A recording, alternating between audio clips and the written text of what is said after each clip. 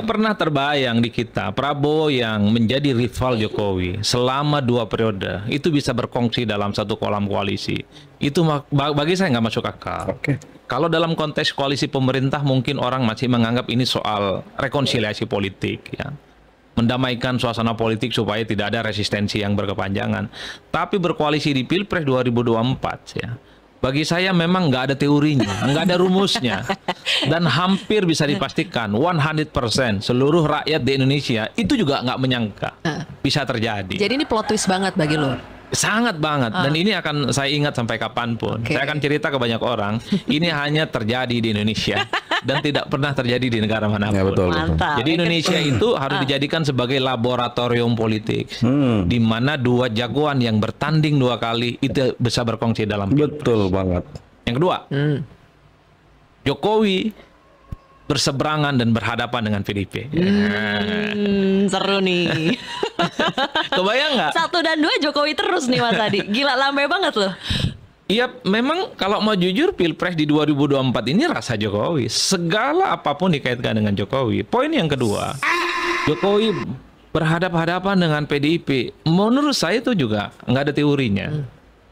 Kenapa? Ini terjadi pertama kali pada seorang presiden yang berasal dari partai besar dan at the end of the day-nya memutuskan berseberangan secara politik. PDIP kan cukup tricky kepada kadernya yang tidak tegak lurus, yang tidak sami'na wa ta'na, dipecat, diberhentikan. Budiman aja dikirimin pos kok pemberhentiannya, tapi pada Jokowi tidak. Yang ingin saya katakan adalah ketika Jokowi misalnya merestui anaknya Gibran maju, disitulah kemudian tata letak di mana hubungan antara PDIP dan Jokowi berakhir.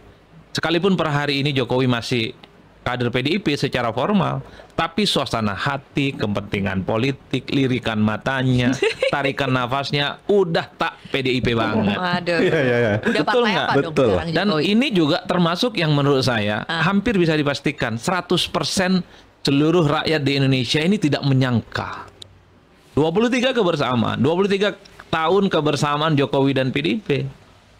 Wali Kota Solo 2 kali, Jakarta sekali, Pilpres 2 kali.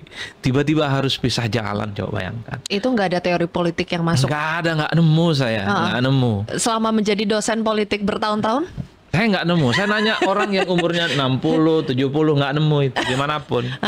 Makanya saya akan ingat betul ini. Ada satu peristiwa politik yang menurut saya luar biasa banget di Indonesia. The one and only di Indonesia. Mantap. Yang ketiga? Yang ketiga, Gibran bisa maju. Oke. Siapa yang bisa menyangka? Undang-undang pemilu jelas.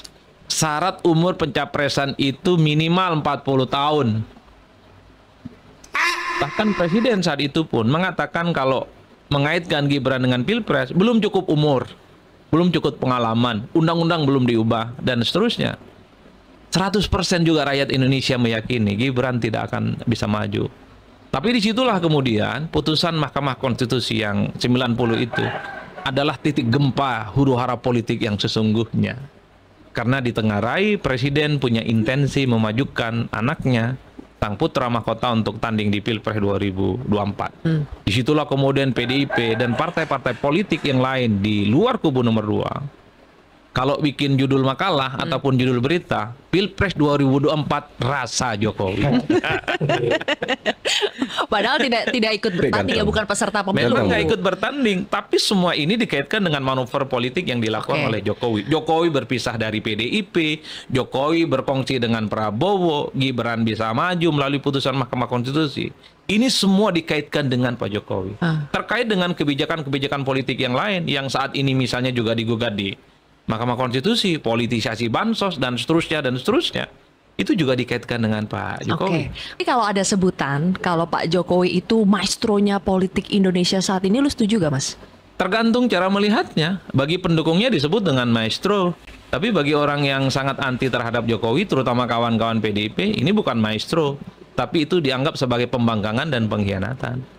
Dan Pak Jokowi juga disebut sebagai satu-satunya presiden yang bisa menghabisi oligarki kekuatan partai. Masya Allah, ganteng. Dulu semua orang masih cukup takut dengan elit-elit partai. Ketika ketua umum berfatwa, semuanya tak ada yang boleh melawan, tegak lurus dan berbaris secara rapi.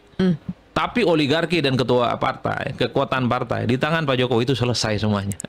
Mas, Partailah yang tunduk kepada Pak Jokowi itu. aduh.